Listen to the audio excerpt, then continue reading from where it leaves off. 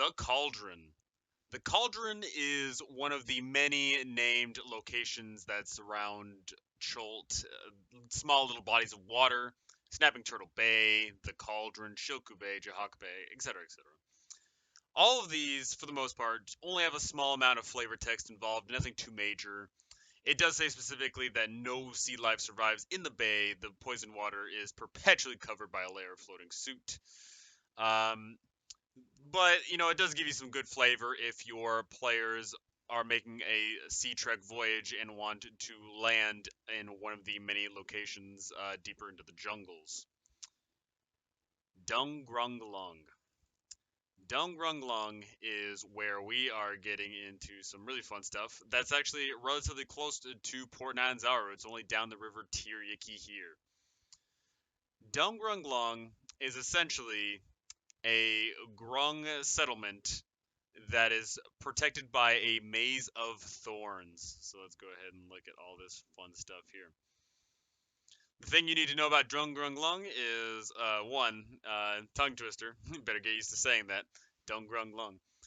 Two, it's pretty nice little set piece here. We got some fun little art, and once again, once your players actually see it, to go ahead and show off this cool little art here to really give a good visualization. But from the outside, what they see is literally a wall of thorns. So let's go ahead and dive into all the fun bits here. Dungrunglung is controlled by massive amounts of grungs, but one of them in particular, their king, is named King Grok, and you can find all the information on the three named grungs here. Grok is one wearing a circlet of blasting, so he can pop people if he wants to. But this guy is obsessed. He is obsessed with falling in love with this goddess of Neng Neng. Um, who Neng Neng actually is kind of like a fun little thing near the end in regards of all the grung involvement in Chult. But in pretty much in all essences, for the sake of this, is he wants to marry this goddess. This goddess isn't coming down though. This goddess isn't actually interacting with him. He's kind of going a little bit crazy in a sense. He thinks that he can be with this goddess.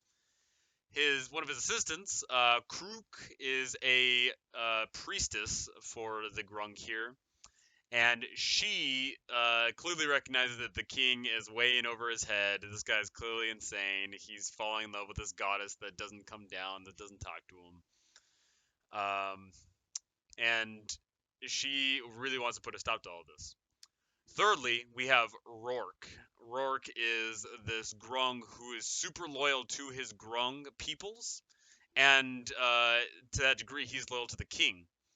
The difference being though is that he puts his loyalty of the people before the king first, and he thinks that this whole goddess thing is stupid too. He wants to make sure that his people are safe. He wants to make sure that the undead can't deal with them. He wants to make sure that intruders aren't dangerous and all that stuff. And he thinks that the king putting way too much emphasis on the whole goddess thing is getting in the way. So how do your players actually arrive in here? Well, they see that it is surrounded by a 20-foot high maze of twisted vines. If they try to climb it, they're in for a world of hurt. And the only way you can basically get into it is by trying to navigate the place. So there is a single visible entrance here to the north, and they can try and make their way through this maze. This is one of those things where mazes are really tricky when it comes to online role-playing games. If you're playing it on, Roll20 or Foundry or Fantasy Grounds, whatever the case may be, it's always tricky because the players keep on moving the tokens. Easy as that. I would suggest you have it much more. You put a stop to that and move the tokens on their own as you describe to them what they're seeing and make the travel through a maze a little bit more unique. So there's a nice little encounter table here, and it gives a suggestion that as they're moving around doing these ability checks, these survival checks to try and navigate this maze, that they'll encounter stuff, whether they be grungs, assassin vines, ghouls, beetle here, zombies, concealed pit, in which that pit is actually kind of hardcore because it does a lot of damage.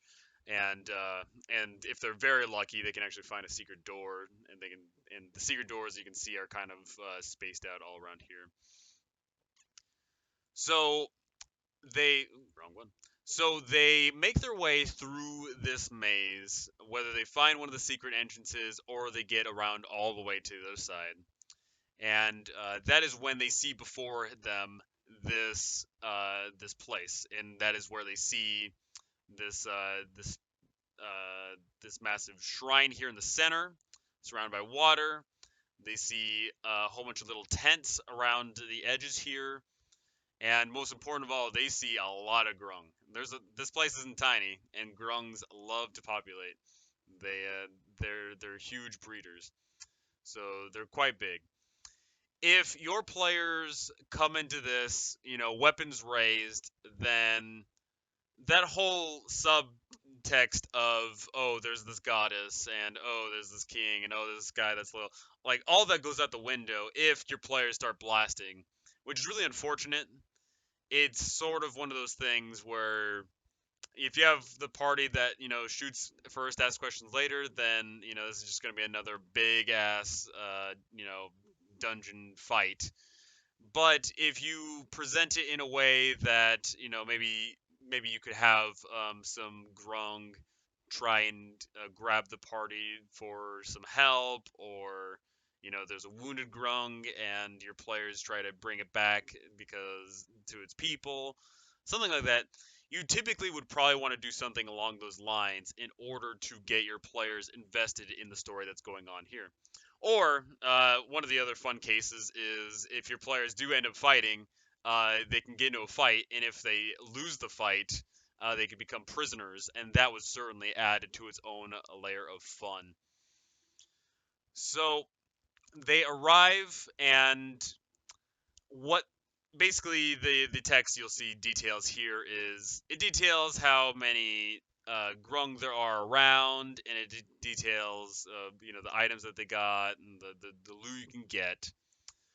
But what really is the big deal is this great ritual.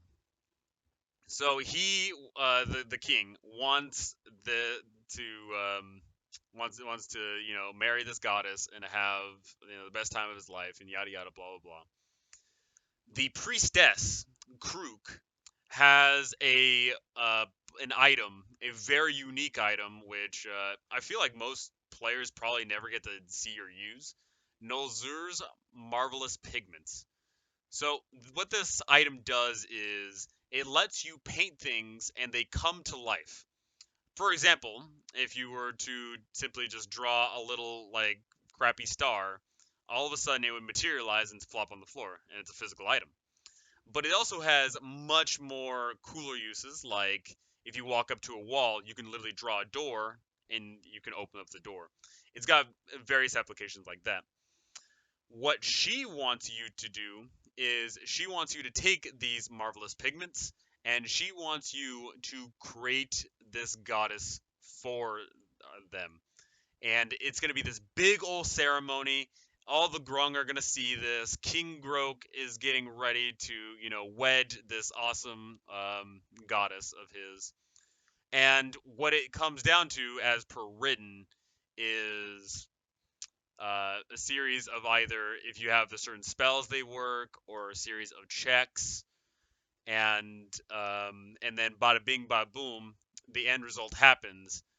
If he is duped, then he's happy. And unfortunately, it doesn't really say like, oh, does he actually like does he give them loot? Does he like send warriors with them? Does he do this? It only says that he's happy. So what I would suggest is if your players get involved with the political aspects of, oh, do they, talking to these grung, pulling off this, not necessarily prank, but this this idea of him marrying this goddess and all that. I would suggest if your players actually get through this, you give them some awesome loot. Maybe King Grok realizes that he doesn't need this his arm blasty weapon anymore because he's got a goddess on his side. Maybe he thinks that the party is so kind that he's willing to send a couple of warriors with them, and you can have some cool grung little helpers out in the jungles. Maybe you just get some money that they've got because they have no need for money. Something like that. Regardless, though, this is an awesome set locale. Great roleplay possibilities, cool combat possibilities. If your group is into roleplay, awesome stuff. If your group is into combat, awesome stuff.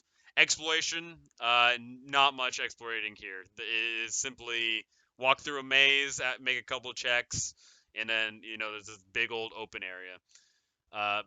But it does have 2/3 of the pillars of D&D, so I can't really market too much. Yeah. Next up, we have so many places. Firefinger. All right. So Firefinger is a reverse dungeon, as there is a massive tower that rests not too far away from the river. Your players will find this place by either simply going down the river and spotting this massive 300-foot tower, or they are going to be told about it by the guide Zaka Stormfang. She has a personal quest, and she wants to go to this place because her magical item, this beast mask, was stolen by the Terror Folk.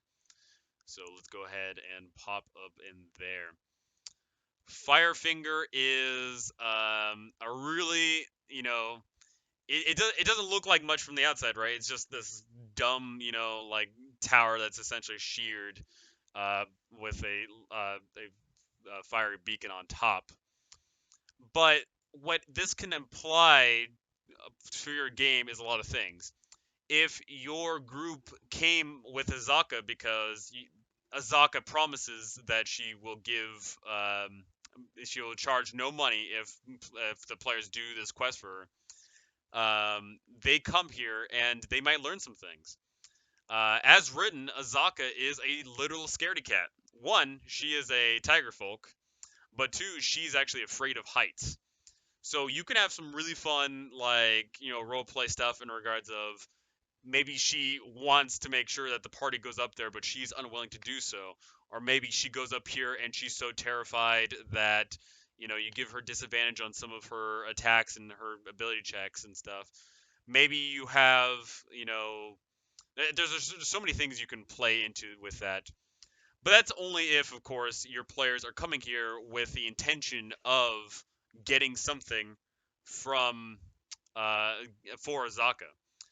That might not necessarily be the case. Your players might have chosen a different guide or no guide at all, which is deadly, of course. But phone, go away. They might just come here on their own, and in which case they'll just see a massive tower, and they might think to explore it. If that is the case, then you have to decide whether the party will actually know if there are terrafolk flying around. Do the terrafolk make their presence known and just fly overhead, and the group can see that terrafolk are resting in here? Or do the terrafolk start being all secret and quiet once they know some people are jumping up and disturbing their nest?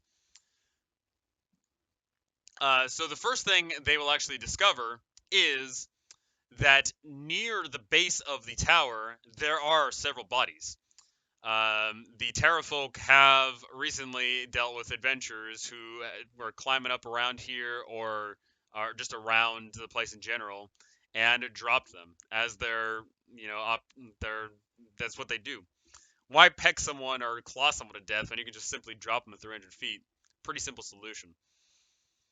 The only way that your group will be able to get up here is by going up these rickety little ladders, and as you can tell, they are not in perfect condition. That being said, though, let's start diving into every little bit by bit. After climbing 60 feet, they arrive at level 1.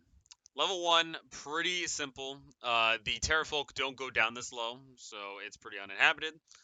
What they'll see is just simply a little chasm that they had to cross in order to climb up from the inside. That is met with some peril, as if they do not successfully make it across, which, as of here, it says they have to make a DC 5 athletics check to climb into or out of the pit. Not that big of a deal. But there are giant wolf spiders, and these things, they could be deadly. They deal, 1d6 plus 2d6 points of damage. And I guess that's gonna bring me to something about this is the deadliness of this tiny dungeon. If you have a low-level group, this is terrifying. They will potentially be, if you have a level 1, 2, or maybe even 3-level party, they'll be going up against 4 spiders, a whole bunch of sturges, and then a whole bunch of terrafolk. That is terrifying. If they don't, use their resources correctly, if they don't rest up, if they don't take it slow, they will be in over their heads before they know it. And that's not even before the very tippy top, which is the true deadly factor. Another thing to point out is the fact that this place is 300 feet high, but as per 5th edition rules, you can only take a maximum of 20 d6 points of damage from falling. Terminal velocity, I guess, is their thinking. So it doesn't matter if you fall 200 feet. It doesn't matter if you fall 1,000 feet. You still take only 20 d6 damage. Or my apologies. If you fall more than 200 feet, it's always 20 d6 damage. The thing about it is, if you actually do the quick math on that, uh, even at level 5, people will easily survive that fall, which is kind of, I think that's a little bit, it's finicky, right? It's funny. It doesn't really fit, I don't think. So, per house rules, per your own table's rules, do what you do. I would recommend, though, if, players that are level 5, 6, maybe even 7 or 8, if they fall 300 feet, they should probably just outright die. It doesn't make any sense, but you can also play into the pulpiness of it. Maybe they fall, 300 feet, and lo and behold, they smack a tree along the way or smack some brush along the way, and they somehow don't die. Entirely your prerogative. Level 1, pretty simple stuff. Simply either jump over or walk across or do something and deal with the 4 spiders, and bada bing, you're done. Next up, you have to climb, and this is a 100-foot climb up a tiny little shaft with no ladder at all. They can do the Emperor's New Groove thing of essentially climbing up with each other's backs against the wall. Maybe they'll just sheer cliff wall it themselves. Maybe they have a climbing kit, being a very smart party, and hammer some pittons in the walls with climb some rope. Level 2, they are met by 9 Sturges. And once again, Sturges, they don't sound too deadly, but at low levels, the Sturges are going to be hitting for a decent amount of damage here. 1d4, and then they start sucking blood. If you have a 4-man party and they get hit by 9 Sturges, that could be bad news. And also more importantly, if you get a person that climbs up first and then kind of explores on their own, 1 or 2 people getting ambushed by 9 Sturges, that could be scary too. What they eventually find is that they have to basically hug the wall here and not go down this ladder, because as you can see, this ladder leads to nothing these days. But they have to hug this wall and then climb up to level 3. Level 3 is where they'll finally start encountering some intelligent creatures. In fact, the first thing that they encounter is as soon as they poke up their heads from this hole that they you know look up here is my apologies, other way. So they climb up this ladder, and they'll see and hear that there's possibly a fire going on. As terrafolk sometimes rest in here to get away from the elements, to sleep inside, to watch over their prisoners, etc., etc. So on level 3, they'll find 4 terrafolk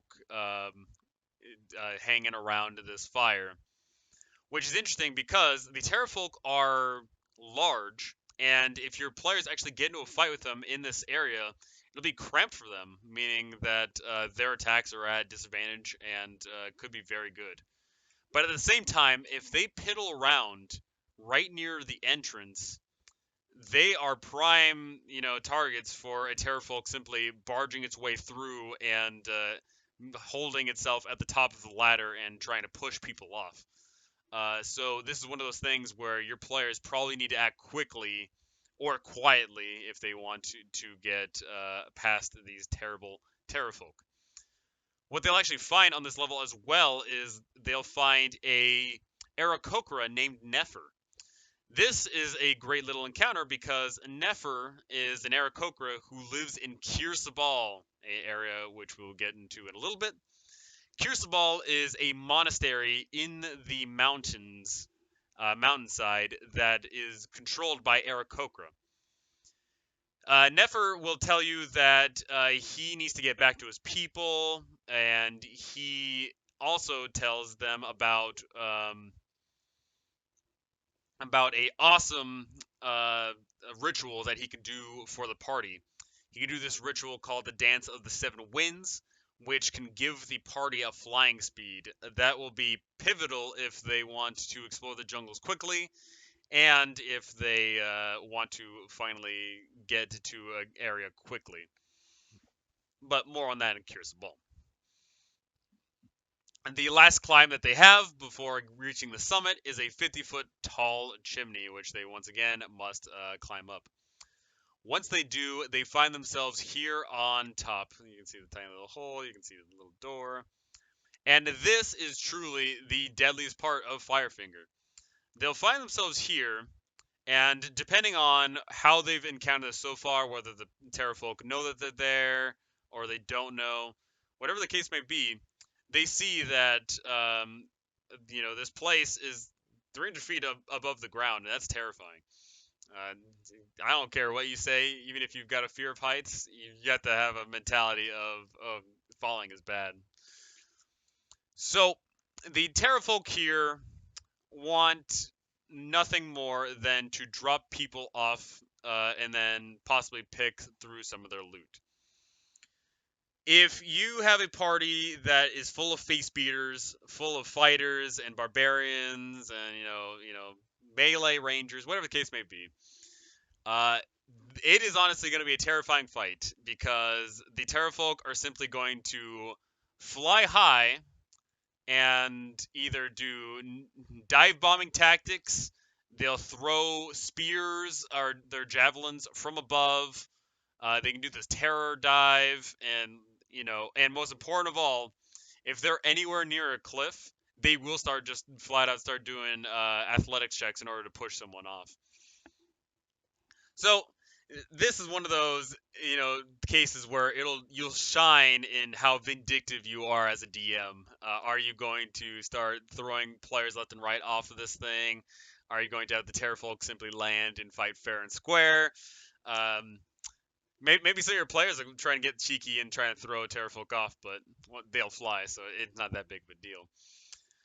Whatever the case may be, whether you have troves of dead PCs or your PCs are actually smart enough and handle this encounter in an intelligent way, they eventually get the creme de la creme, all of the loots. They find 2,000 copper, 730 silver, 4 gemstones worth 50 each, a spell scroll with commune nature, and they find the Mask of the Beast, which is what Azaka wants. You can tell that this loot is definitely intended for early level peoples, but at the same time, this is also a scary encounter. So do not feel afraid of upping the loot here, especially if they come here at a higher level, because only 2,000 copper pieces and only 730 silver pieces and only this and that and only a spell scroll, which admittedly, they might not even use. All that stuff. It doesn't necessarily add up, but the experience of this place certainly can. The trials and tribulations of overcoming this endeavor can certainly lead to great things. And once again, harkening back to the Mask of the Beast, Azaka really wants this thing. So if your players, agreed to get this thing and they start turning on her, Azaka is not going to be dealing with this shit. She is either going to attack the party for this thing, or she is going to steal this thing in the night. She's going to abandon the party into the jungles, and she can say, "Hey, I guided you in the jungle. Have fun getting out." Regardless of the case, I imagine if your players are, willing to take this person as their guide, they hopefully should build up some rapport over time and not try and screw her over like that. All right. Next up, we have Fort Belaurian. Fort Belaurian. Fort Belaurian is an interesting thing. It feels like it should be wrapped up in Chapter 1 because Fort Belaurian is also a little bastion of civilization. But the difference being is that it is not located in Port Nanzaru. It's actually located further up north, which is really interesting. Fort Belaurian is the location of the headquarters of the Flaming Fist. They've built this massive fort, and this is where they are housed, and this is where the commander resides, and this is where you're supposed to go if you want to buy a charter of exploration, which I find is a really odd design. Your players, if they want to go buy the books and get a charter of exploration before going out into the jungles, they actually have to backtrack, going further away and taking some time out of their lives to head to Fort Belaurian.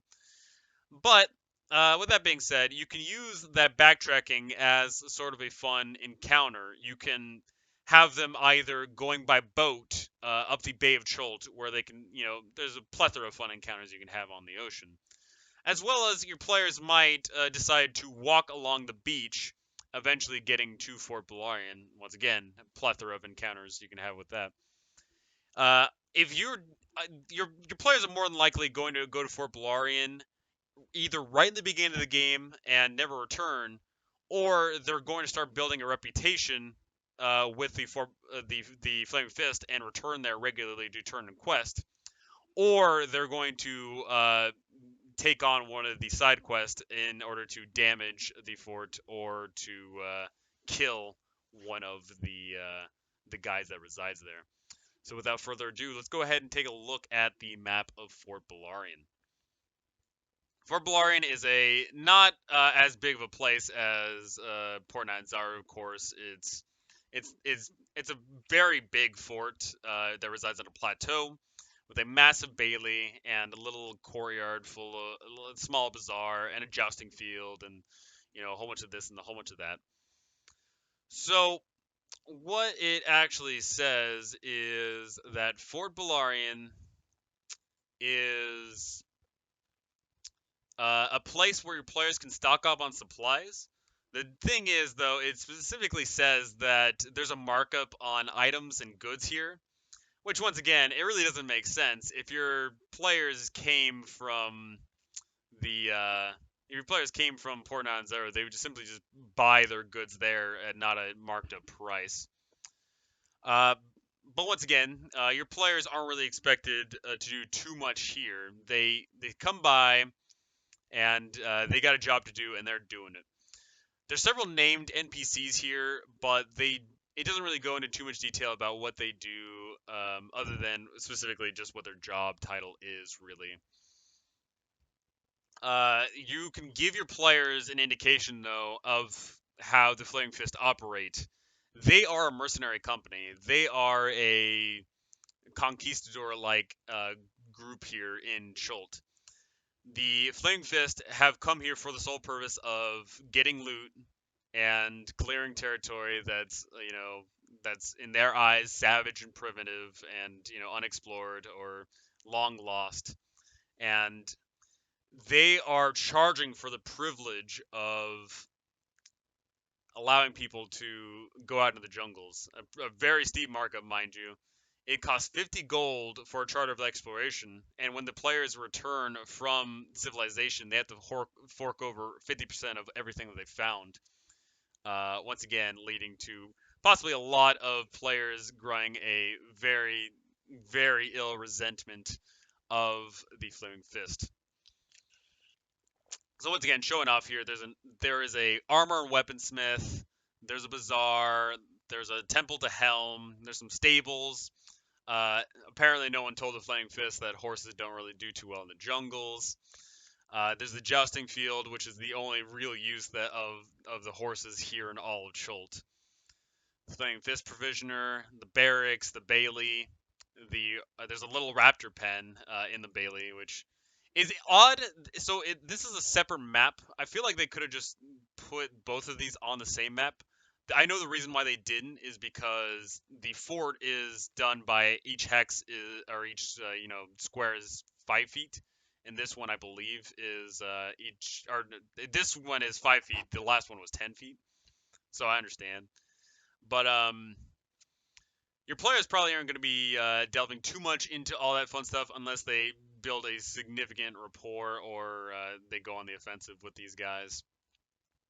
The real kicker is the fact that the commander of the Flaming Fist in all of Chult is a one Commander Liara Porter. Commander Liara Porter is a powerful person. She is one of the highest ranks in the Flaming Fist in all of the Flaming Fist. However, she doesn't like her job specifically here. She thinks that this place sucks. It's miserable. She feels like her commanders were basically sent her here to get her out of the way from the mainland because the Sword Coast and specifically Baldur's Gate, where the Flaming Fist is held out from, is so many miles away. So what does Commander Liara Porter do to pass the time? Well, she implements the whole idea of charging people to go out in the jungles. She also found a very, very lucrative scheme. The pirates that are assaulting many of the ships from Port Nine that leave the Bay of Chult and all that fun stuff. She is in league with these pirates. She has set up a deal where she will go ahead and send the pirates messages on, hey, there's some ships coming, very lucrative stuff, go ahead and hit it. The trade-off is that she specifically states that no ship bearing a flag of Baldur's Gate is allowed to get hit. No one as of yet has caught on to the scheme. They either you can chalk that up to people think it might be lucky, or maybe the pirates are afraid of the Flaming Fist. Whatever the case may be, Commander Liara Porter is making bank off of this as well. She's getting a cut of the deal. She is not a good person on paper. She is, in fact, I believe her thing is specifically lawful evil. Yeah.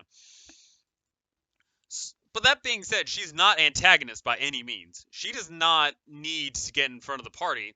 In fact, she likes people. That come to Chult and explore the jungles. They're doing her job for her by clearing up the jungles of the undead and the savages and the dinosaurs. They're doing their job by getting a whole bunch of loot and literally handing it over to the Flaming Fist. And also importantly, they're dying when her soldiers don't have to. So she loves the adventures. More so, she's also willing to go ahead and she has some quests that the parties can actually do for them. So let me go ahead and see if it's listed in here. All right. So when they arrive, they might simply arrive just to say, "Hey, we want the Charter of Exploration." Bada bing, they do that. But if you go down the route of the group is poor, or they want more gold, or maybe they want more information, she has 3 quests on hand that she can give to the players. One is ghoul hunters.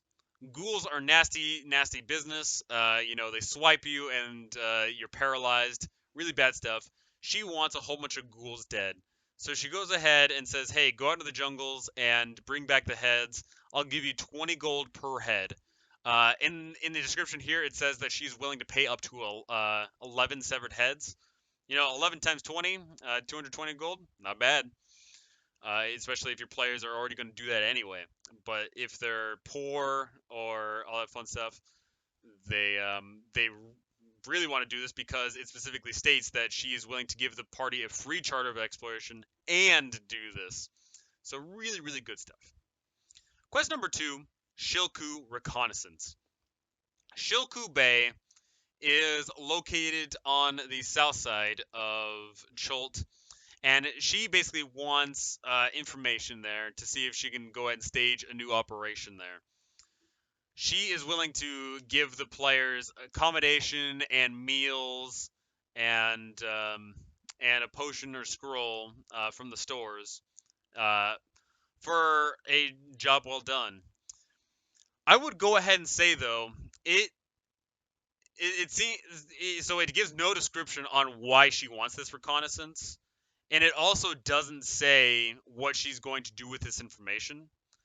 So one, I would recommend that you would come up with a reason why she's doing this. Maybe she wants to set up a new fort over there. Maybe she had some soldiers that got lost over there. Maybe she heard some rumor. This, da da da. Come up with some information as to why she wants this and what she's actually going to do once she has this information.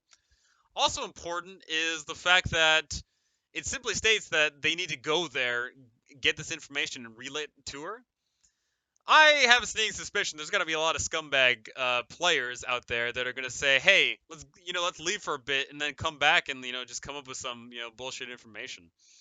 So maybe you can have her cast a zone of truth on the party, or maybe you can have Flaming Fist Scout to join the party to make sure that they're on the up and up, because she is not a dumb person by any means. Liara Porter, let's go ahead and see, just for fun's sake. She's 14 intelligence. I can promise you that 14 intelligence is typically smarter than the average PC, let alone smarter than the average player. But she's willing to. She isn't gonna just take some random word for it. There's got to be some thought process behind where this information is coming up. Lastly, the third quest that she's willing to give out is Strangers in a Strange Land. So she's been getting scout reports that there are large footprints, and her scouts don't have any clue as to what they are. They're clearly not dinosaurs, but they also don't match any description of anything around in Chult, which does make sense because that is not coming from anything native to Chult. And a little bit here, we'll go ahead and cover this, but the reason for all these giant footprints is a bevy of frost giants. They are coming from a massive ship called the Hvalspyd, and they have come to Chult looking for Artis Cimber. So she once again. What's interesting here is it specifically states here that she isn't willing to believe that unless they have some proof. So go ahead, and if your players go out and try and figure out what the cause of these things are, maybe they spend some time looking for the frost giants, or looking for whatever caused these footprints. Maybe they stumble across the Hvalspyd on the coast. Whatever the case may be, once again, she's not willing to accept, oh, it was this. They have to have evidence, and it says here, such as a frost giant severed head or a giant-sized weapon. Low-level parties are not dealing with frost giants, so you probably don't have to worry about that. That being said, there is no implications. It doesn't state any implications as to what she does with the information. She wants this information clearly, but what does she do with it? If she finds out that there's frost giants simply roaming the jungles, and that's the only information she's given, she'll probably go ahead and shore up her parties that go out into the jungles and say, hey, like, don't engage these giants or whatever the case may be. But if she figures out that there is a longship here of the frost giants that's located not terribly far away from Fort Belaurian, she's probably going to want to amass some type of, either attack or some envoy in order to deal with these things, because these frost giants could be dangerous. They don't want to be dealing with them, or maybe they do want to deal with them. Maybe she wants to have these frost giants start working for her too. Once again, yeah, you gotta flesh out these little character details here as to what she is going after. Other than that, Fort Belaurian, not too much going on. Other than another thing, all of the guides in Port Nine Zaru are listed. What's interesting is that there are two guides here that are for some reason only hired out of Fort Belaurian. So first off, the duo of Kwasha and Kapalue.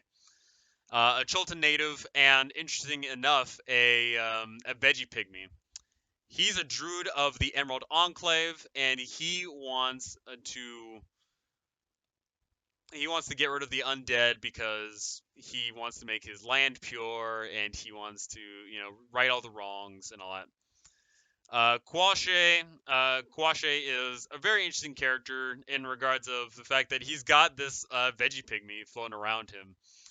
Not a very common sight, as veggie pygmies are traditionally more dumb and more tribalistic and more aggro. Um, but he makes for a great companion, a druid, and he's a Chultan native. He can definitely guide the party extremely well. Next up, we have Shago. Shago, as you might recall, is the son of one of the merchant princes. Shago is a very interesting character in the regards of he's the son of a merchant prince. Another merchant prince wants him dead. And also interesting, he is on paper the strongest of the guides, as he is the stat block of a gladiator. Really powerful. He gets 3 attacks. He's got 100 some odd health. He's got 16 AC. He's pretty busted. He's really freaking strong. It also states that he is a he does a lot of things. He does a lot of things, and he is just this joyous, rambunctious guy who wants to go out in the jungles, and he wants to show off how badass he is. The interesting thing about Shago is how your players are introduced to him. Do they meet him by seeing him in the arena? Do they meet him by meeting up with the merchant prince? Do they meet him because they are sent to go kill him, or do they simply just happen to stumble across him and want a cool guide? For the fact that there is these Fort Belaurian guides, it's really odd because sometimes your players want to reserve their guide ahead of time, and in that case, they'll probably already have done so by going to the Port Nine Zaru guides.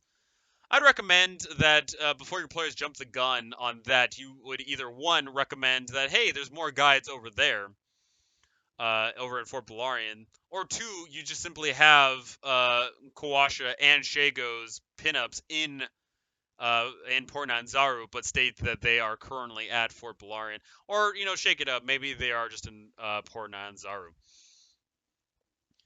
Alrighty. Next up, we have after locations in Chult. After Fort Belaurian, we have Heart of Ubtao. All right, Heart of Ubtao.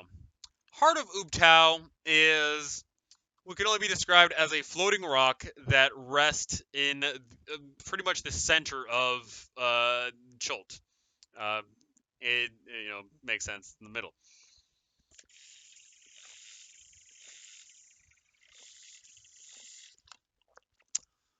What makes Heart of Ubtao so interesting is the fact that one, it's this floating rock which unless your players have some sort of flying mechanism or come up with some super duper elaborate trap or concoction or whatever the case may be. They don't actually have a way to get this thing. It's 100 feet in the air. It's not like you can, form a little stack and, try and vault someone cheerleader style. Um, so to amend for that, if your players do go up to this rock, to the base of this rock, and simply say, hey, like, how do we actually get up to this thing? That is when they meet a very interesting character. Heart of Ubtao has residing in it as of this current moment a lich. However, she doesn't look like a lich. She looks like a half-elven woman. Uh, she looks a little bit like that. Her name is Valindra Shadowmantle. Valindra Shadowmantle isn't just any lich. She is a lich of the Red Wizards of Thay, a very powerful and very evil organization that has come to Chult because they want the Soulmonger. Unlike your players who were contracted into destroying the Soulmonger, the Red Wizards are being contracted to essentially go and study this thing, possibly to replicate it or to amplify it or do something of that nature. Because harnessing the powers of all the souls of the world is a pretty powerful thing, and there's a lot of powerful people, specifically liches, that probably want to understand more about what's going on. For lore reference, Valindra Shadowmantle works for Zaz Tam, who is the most powerful lich in the Red Wizards of Thay. Um, so Valindra Shadowmantle isn't exactly a Red Wizard, but she is working for them. So I mean, potato, Red Wizard, not Red Wizard, whatever the case. So if the players go up to the heart of Ubtao and they simply stare at this thing and they realize, oh hey, like there's no little doohickey, there's no whatchamajig, there's no whatever the case, can't get up here. Valindra will actually go ahead and lean over and she'll actually get the players up here. Um, to be specific, she talks to them for a little bit, and then when she discovers that they're cool, she'll go ahead and cast an arcane gate and allow the players to come up. When the players go in, they'll discover this neat little hollowed out area, which she is currently using as a base of operations.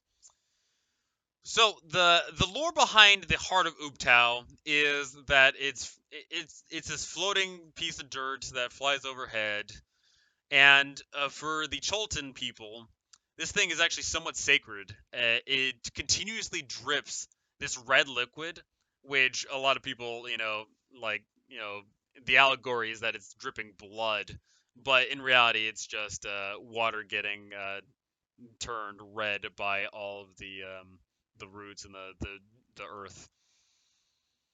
So if you have a Chultan in your party, they might think that it might be a desecration to go into the or onto the heart of Ubtao.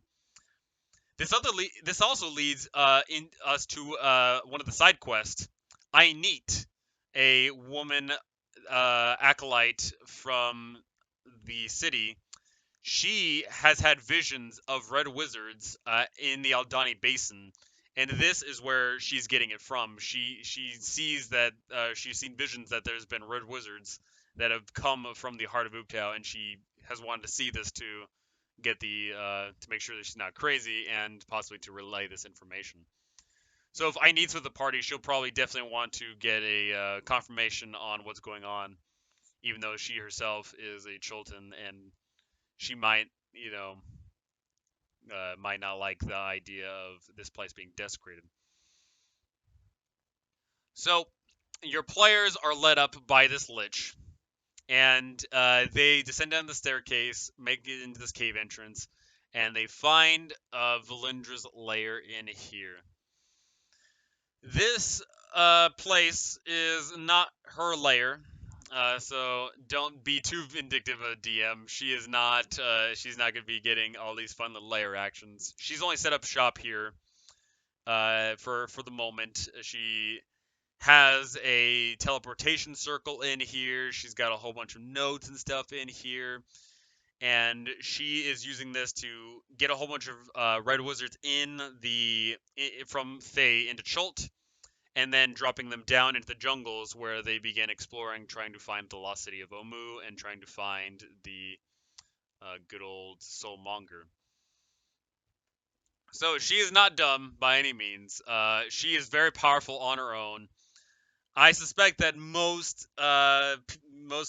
PC levels, no matter what they are, up until like the higher echelons of maybe 8, 9, 10, 11, they probably won't be able to deal with the Lich because the Lich can simply just turn around and instantly kill one of the party and then start dunking all the others.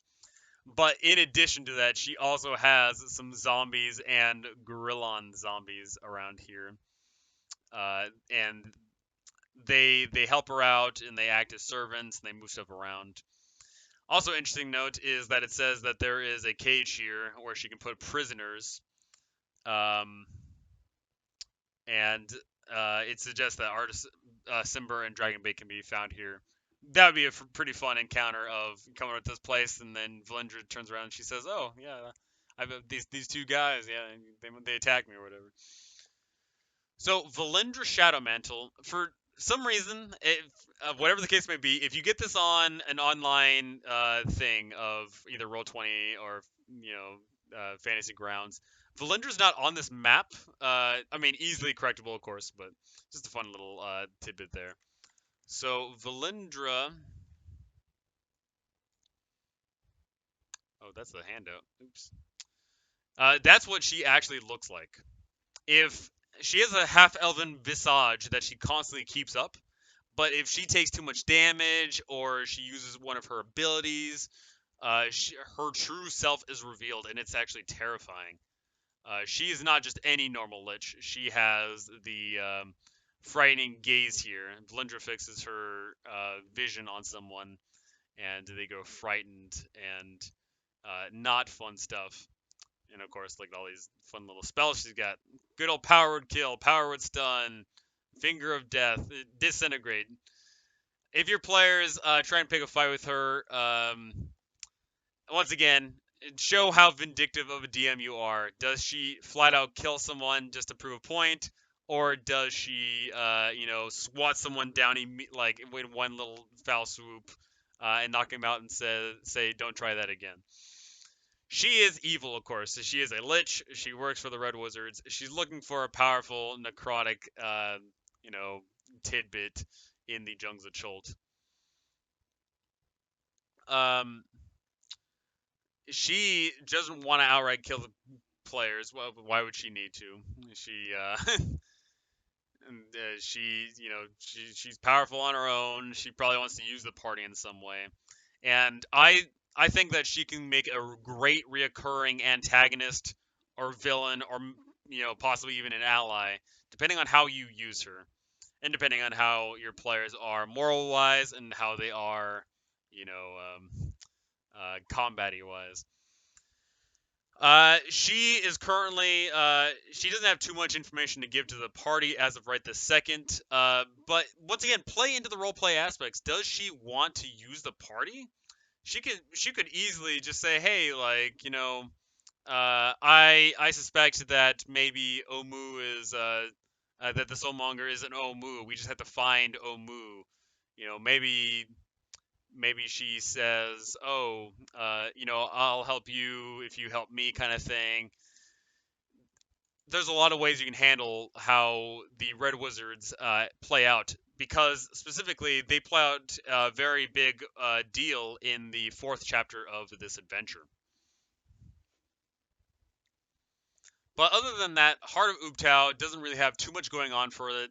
Other than you could pretty much say, hey, they go up there, they meet the Valindra, and maybe Valindra points out a few things, and maybe they can, maybe from so high up because this thing is 200 feet up in the air, they can spot something nearby. Hisari. Hisari is an interesting little thing here. It's only there's two little paragraphs here, only a couple of sentences, but in all actuality, that thing is a city. It is marked as one of these massive places around here. It's got the same symbol as Omu. It's got the same symbol as Umbala and Orlanga and Mesro and all this fun stuff, Nangalore. But sadly, there really isn't too much information on it. All it simply says is that half of the city sunk. Some of the other part of it is remains above ground and is currently overgrown. It also says that there is no snakes around. There is no map that comes with it, sadly. I would recommend, though, if your players have any inkling at all whatsoever, you should probably look into fleshing this place out yourself or by going to the DM's Guild and finding one of the. I know for a fact, off the top of my head, there's two different PDFs that detail Hisari in a pretty good detail and provide some maps. But I understand why they couldn't fit, so many different places. This thing was already, a massive 270 some odd page book. If they had fleshed out every single city and given it maps and done this and done that, this book would have been, it would have taken ages to make. Hisari could certainly prove a fun, area because you can make it whatever you want, or you could use one of the DM's Guild products. But I will say it is very out of the way. If your players have no inclination at all whatsoever to go to this place, don't feel bad because it is super out of the way. It's not very likely that players are going to go ahead and skip all this jungle and just head straight to this one area, unless they start getting tidbits and rumors that the Soulmonger might be in a city. Then they might be heading for this thing. So this is kind of harkening back to old school D&D of it saying, "Hey, there's this location, flesh it out yourself." I have absolutely no recommendations at all whatsoever as to how you want to flesh out the city. But I would go ahead and say just make it cool, like half of it's sunk, half of it's overgrown. Maybe there's some factions in there. Maybe the place is a dinosaur refugee. Maybe the Flaming Fist have set up a camp here. Maybe there's some frost giants that are camped out here. There's so many ways you can do it, and I would strongly recommend that you tailor it to your party. Maybe tailor it to specifically their strengths and their weaknesses, tailor it to their backstories and their motivations, tailor to do something. But I will say you don't want to make it, you don't want to detract from the rest of the module. You definitely want to get your players on track to what they should be doing in regards of having fun, because that's the most important thing about D&D is having fun. So if your players go to Hisari, then have some random tables rolled up, have some thoughts planned out, have some battle maps ready, and that's pretty much all I can really say on Hisari. Hrakhamar. Hrakhamar is one of the two mines located in Chult here that is fleshed out. As you might see, there's actually, funnily enough, there's several mines that are located around here. They have these little symbols. There is literally no information on those mines at all whatsoever, except for the two, Wormheart Mine, and Hrakhamar. Uh, so since we're talking about mines, let's go ahead and discuss that real quick. There are four mine locations located right next to Port Zaru. I would recommend that if your players, for some reason, are dead set on visiting any of these locations, that you have, then you describe in detail how these are gem mines, or how these are, maybe coal or iron mines, or some type of metal mine. And if you are really inclined up for it, you could possibly throw in some fun little encounter cures with, oh hey, the miners are all standing outside of the mine because some spiders took over the lair, or maybe some dinosaur, maybe there's a gas leak, or maybe, you could have some fun little encounter with that. Regardless, let's get back to the actual one at hand, Hrakhamar. So Hrakhamar is once again one of the two detailed maps around here. And boy, is it a doozy. Starting off just immediately zooming in. One, that's lava. Lava's scary in D&D.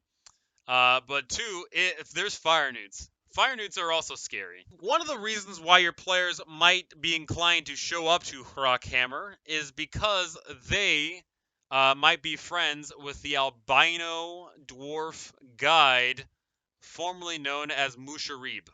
He might tell the players, "Hey, my mine has been actually overran. Would you care to help me out with this? And maybe we can get you some fun reward." Or maybe they simply, just stumble across this place because they heard about it, or they see a map place on the map and say, "I want to go there."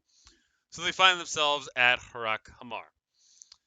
What they find is before arriving in the mine itself, albino dwarf warriors are going to go ahead and approach the party and say, "Hey, Fire Newts took over this place, and we kind of don't like them. And also, hey, there's some albino dwarfs in there that have been captured. Well, are you going to help us out?" So your players, can go ahead and start exploring. There's only one way into this place. A single, solitary, tiny little staircase leads them into this mine. And this is a sort of a freeform dungeon. As soon as they enter, they'll see that there is a set of train tracks here, and they can either choose to go left, right, or center. If they go, so let's go ahead and go down this list here. So, Area 1 is this magma rift. If they fall into lava, they're probably going to die because a creature that falls in the magma or starts its turn there takes 10d10 fire damage, meaning that you're practically guaranteed to take 20d10 damage, which probably kills any player of any level at in this campaign. And also, you should play up the fact that, it's boiling hot in here. Like, Chult is a relatively hot place. This place would be miserable. Area 2. So Area 2 is the smelter, which if they go center, they'll get to it immediately. They will go ahead and discover that the fire newts are actually doing some work here. They're making some stuff here, and they do not take kindly to strangers. These guys are bad to the bone. Fire newt warriors are neutral evil. They speak Draconic and Ignan, so they, even if they did, have want to talk, they couldn't. But these guys are scary. They are evil. They've got these little attacks here, and they actually don't even want to kill people. They want to eat them. And how they do that is a combination of all these Spitfires and Scimitar attacks. +3 to their attack isn't that big of a deal, but the Spitfires is the big deal. So you might be thinking, oh, only 2d8, that's not that much. But you got to consider, if they get into a fight with every single Fire Newt warrior here, every single one of them is also going to be spitting hot fire. And that is going to be really bad because that's guaranteed damage, even if they succeed, right? A lot of damage coming their way, and the Fire Newts don't have to worry about any friendly fire, because they are immune to fire. And that's all. Mind you, that's only the Fire Newt warriors. There's also these guys, Fire Newt warlocks of Amixes. These guys have some spellcasting, and their spellcasting is scary. They've got Burning Hands, they got the Hellish Rebukes, they got the Flaming Spheres, they got the Scorching Rays. And they're laying out some fire damage too. Interesting enough, it says here that they don't have the fire breath, but they totally should. But you probably aren't going to get to that point because they're probably going to be casting all their spells anyway in lieu of doing some fire breaths. As well as, you might notice over here that there's these giant striders. It's unfortunate that the art of the giant strider has a fire newt on its back because they don't natively have fire newts on their back. However, these things are also pretty scary. And as you can see, they shoot out a Gout of Flame, which does 46 fire damage. That is scary too. So if your players walk into this and they kick the hornet's nest, they are going to be in for the fight of their lives, as the fire newts can physically see, as right here you can see, they can both see and hear all that's going on. So if your players walk in and they find themselves right here, kick up a storm, all the fire newts are immediately going to start coming for them. The real question is, what happens when your players, don't come this way? Well, let's take a look at the other. So Area 3 is the armory. It shows off that there's a whole bunch of items, including armors and weapons here, and there's some pretty sweet swag the players can take there. Area 4 is this forge, and that is where metal is pounding. So what's interesting about here is the forge also controls this walkway over here. What's interesting here too is the fact that this area also controls this iron lever, which protects this wall over here. Area 5 is the store area, and this is where a lot of the dwarves' belongings are still. The fire newts sleep in here, and they're really kind of just letting this place go, and they don't really care. But at any given point, there's a decent amount of fire newts here, so pretty scary stuff. If anything happens, though, the fire newts, if action kicks off, the fire newts are going to be woken up by all the commotion. Area 6 is the treasury. So over here, past all this fun stuff, the only way you players are realistically going to get to here is by going through this bevy of all these fire newts, and then finally arriving here to the treasury.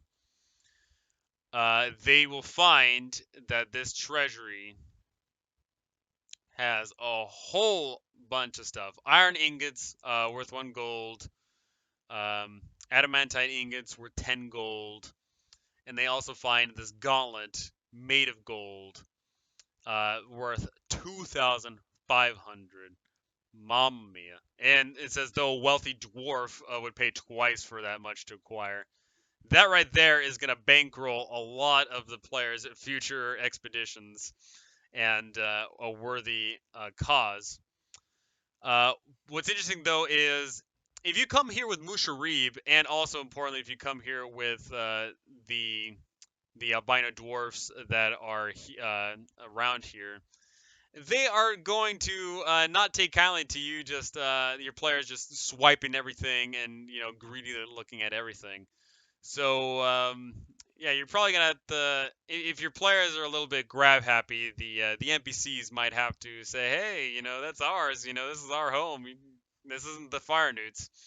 You're taking our stuff. So Area 7 is in the Imix Shrine. So these fire newts worship this evil deity, Imix. These guys are totally not happy with anybody coming nearby, and they're totally gonna fight to the death. And there's also a little bit of gold here to be found as well. 20 GP and 400 silver pieces. Not bad, not bad. But a little area which is not easily accessible, but is accessible nonetheless. They have to go over this little ramp area. Area 8 is the smoke-filled caverns, which oddly placed, number, considering it's right next to where your players are going to end up. But this place is all smoky and cloudy and stuff. And if they go through here, they are going to get attacked by smoke methods. They are trying to lure the players in this noxious lair, and they have to make con saves or they start getting exhaustion in the smoke. I promise you, after one failed, roll and being told, what happens, they're immediately going to back off. They don't want any part of that. Area 9 is the cells and passage to Warmheart Mine. The albino dwarves who have been captured are being held here, And as you might see here, they're being beat up. They've only got 1 HP left. They're on 5 levels of exhaustion, meaning 5 levels of exhaustion, meaning you can't move. Your hit point maximum is reduced. You have everything you do is at disadvantage. It's miserable.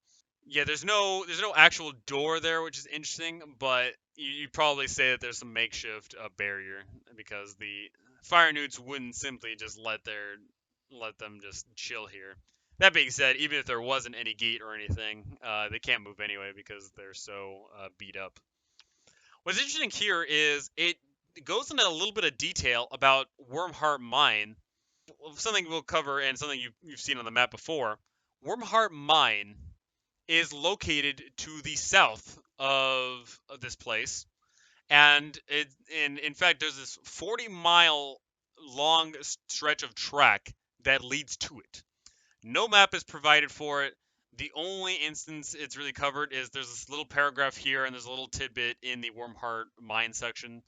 But all it really says is for that 40-mile trek, your players can expect to come across carrion crawlers, giant spiders, and kobolds. If your players don't know what's actually down there, if they don't talk to any of the albino dwarves, they don't have an NPC that knows. I doubt your players are going to be, walking around in the dark for that long. But it's a cool little tidbit that you can go here to there without it going through the jungles. That could certainly spice the adventure up here. And lastly, the Minecart Bay area. This is where all of the giant striders are. They're currently not being used, contrary to the little token, but sadly that's just how the token was drawn. The giant striders are simply just sitting here and in the stables, and they're tethered. However, if any commotion goes on, they will try and break out, and they will try and join the battle. And as previously shown, if these things already join in on a fight, that could be miserable because all these fire newts are just pouring out free damage. So how do we DM this area without totally wiping our players because a bejesus ton of fire newts come out and breathe on everyone? Well, I think one of the best solutions to do is play up the fact that this place is loud, this place is very hot. Play it up that your players, while they only realistically have 3 lanes on which way they're going to approach from here to combat the fire newts, unless they start getting really creative and start jumping over lava, which of course has its own set of disasters. But really play up the fact that it's loud. So if there is, for some reason, combat any one of the areas, give them at least a D4 or a D6 or maybe even a D8 of rounds before something happens, before other people hear the combat.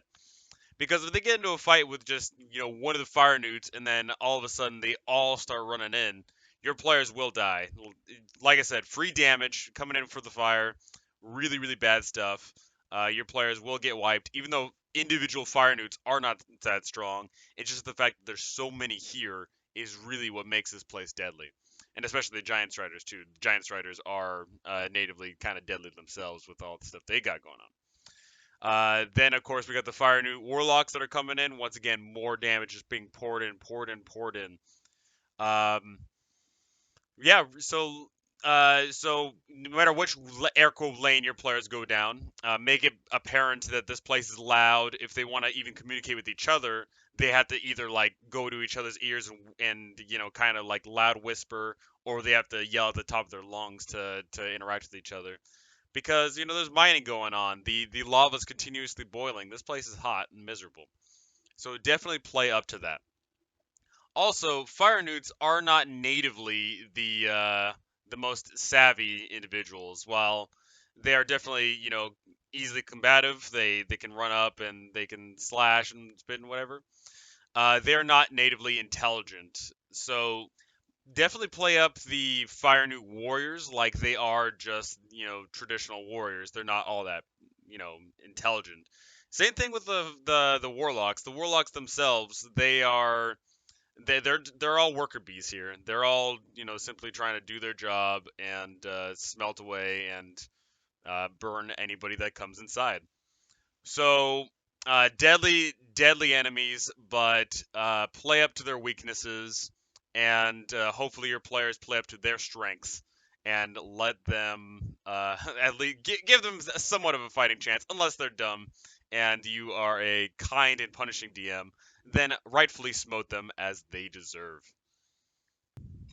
So with the battle won, with the fire newts either slain or ran off, your players have basically the entire place themselves, except of course the albino warriors, the albino dwarves, in which the albino dwarves are going to be very grateful for all of this and get back to work as well. If you're running a kind of campaign where they want home bases, I'll scatter out the jungles, then definitely mark this place up as another safe area if the albino dwarves take it over again, because it's definitely an awesome reward.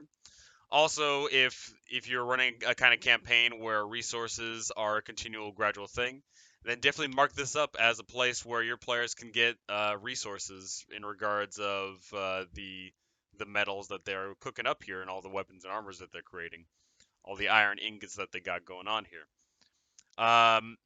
Really, really just make sure that for all the hard work that they have to go through to clear this place up, make sure that the reward is appropriate, because sometimes a little bit of gold is really not enough to justify the journey. The Hvalspyd. The Hvalspyd is essentially a giant Viking longship, and it is piloted by a crew of frost giants that have made their way here to the jungles of Chult in order to search for Artis Cimber. They know that there's a dude named Artis Cimber prowling around the jungle somewhere who has the Ring of Winter. And my oh my, is that scary. Really awesome tie-in is the fact that pretty early on your players can get a sort of hit tease at this, because if they go to Fort Belaurian and meet up with Liar Porter, that is actually one of the quests that they can receive. That there is some strange giant footprints that don't resemble any creature from from Chult. And if your players for some reason see the frost giants and then report back to Fort Belaurian, Commander Leon Porter is not going to trust them unless they bring back some type of evidence. One of the ways they can get some evidence is by going to the Hvalspyd. If they either just happen to stumble across it on foot, or more than likely, if they take a ship going around the Horn of Chult here, and just happens to see it, they can definitely maybe go to the ship and get something like a giant ore, maybe like a part of the head, or maybe they steal some supply on the ship and bring it back to Fort Belaurian. They can definitely ring in, hey, there's definitely a crew of frost giants here, and that is really bad news. Because frost giants natively are disgustingly strong. My god, frost giants. Individual ones are CR8, 2 great attacks, plus 9 to hit, 25 damage on average. They can throw a rock, and that's 28 damage on average. Really scary. And even more scary, these guys do not walk around the jungles alone. They are not dumb, or at least not that dumb. They are basically moving around in patrols of threes, as well as they have contingents of guard puppies. They have some winter wolves accompanying them as well. Who is leading this frost giant expedition? There is a giant named Droofy, and she is basically manning this task to try and find Artis Cimber. She doesn't have any other special stats other than she's just another frost giant. But uh, her party consists of the Winter Wolves, and they are just moving around the place, and really really scary stuff. If your players happen to come across these giants, whether because you throw them at them or you roll up an encounter and they meet them, the frost giants aren't actually natively dangerous, or at least not aggressive toward the party. They are going to say, "Hey, you seen this guy Artis Cimber?" And if your players present no reason as to give her suspicion or give any of the frost giants suspicion, then they're just going to go on their merry way. However, if your party has Artisimber, or if for some reason your party gives them the hint that they might know where Artisimber is, that is when it's going to be clobbering time. They need that information on Artisimber. So if your players have previously met Artisimber and are currently not with him, and for some reason one of your PCs little slips or you roll a bad persuasion check or whatever, then the Giants are gonna beat the people to near death and then say, hey, you know, tell us or we're gonna kill you. That can lead to some really awesome stuff. But also very important is even if Artisimber is with the party, then they are definitely going to kill everyone and take the ring winner. I will say, if you have a party consisting of your party, maybe an NPC or two, and in addition Artisimber and Dragonbait, and they go up against three giants, that is going to be an epic, crazy, and potentially long combat encounter. So definitely plan around that for sure. A group of three frost giants is a deadly encounter at any point in the game, no matter what character level they are in this adventure. So definitely be aware that hey, two attacks, and if one of them's like a crit, that can easily down most players throughout the course of their journeys in the jungles of Chult. So definitely play that accordingly. So the Hvalspyd it's basically listed as being here. This is where the giants made their landfall and are searching all about the jungles. I would definitely play up to the fact that the Giants probably wouldn't just take landfall here, leave just a pair of Giants here, and just leave them here forever and all time. Because your adventure could theoretically take months or even years, depending on what kind of game you're running. So definitely play up that the Hvalspyd should move at some point. Maybe the Giants search within a 50-mile radius of where they make landfall, and then after maybe 10 days or so, maybe 10, 20 days, they all return back to the Hvalspyd and continue further up north or down south the coast, and then repeat the process of disembarking and making landfall and exploring the jungle some more. I definitely play up into that fact because it really wouldn't make any sense for them to just leave two giants there who are never get any relief, and also everyone who's searching the jungles never gets any relief, and that the Hvalspyd would be so close to civilization. They are doing this in desperation because they really want that Ring of Winter. They think that they could bring the end of the world with the Ring of Winter, and all that fun jazz. So yeah, definitely, I would strongly recommend that the Hvalspyd moves up and down to a certain degree after certain times. Sadly, if your players are feeling rather courageous and attack the Hvalspyd, it states that they are not going to be rewarded as the Hvalspyd has stores depleted and it didn't bring any treasure with them. If you have a low level party of, maybe level 3, 4, 5s, maybe even 6s, attack two frost giants, that is a pretty scary stuff, and to have zero reward for that does seem kind of unfitting.